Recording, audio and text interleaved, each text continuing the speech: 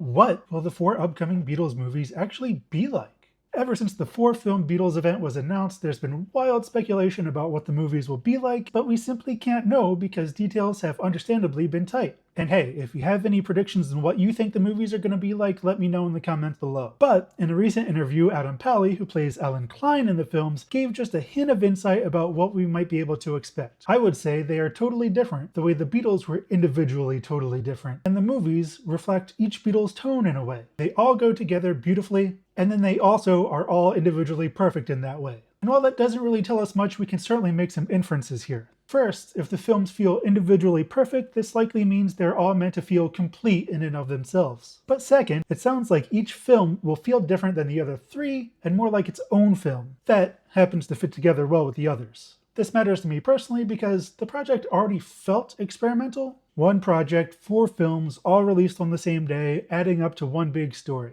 But I was always hoping the experimentation wouldn't just end there and that we wouldn't just get 4 straightforward biopics. The idea that each film has its own personality and can stand on its own merits, but when combined with the others, adds up to something greater than the sum of its parts, feels not only like an experimental approach, but that's also how the Beatles have been described for decades. 4 talented lads who are great on their own, but when put together created the greatest band of all time. And I love that the filmmakers are at least attempting to use structure, tone, theme, and other storytelling techniques to reflect that in a way that a more straightforward film just couldn't. This is all still just speculation, and we won't know what we're getting until we actually see the finished product. But I'm choosing to have faith in Sam Mendes, who seems to still love experimenting with the form, even when creating more mainstream pieces of popular entertainment. And hey, if you like any of my content at all and want to help me out, please like, comment, share, and repost all of the things. And don't forget to follow and subscribe for more history, reviews, insights, and other bits of the Beatles.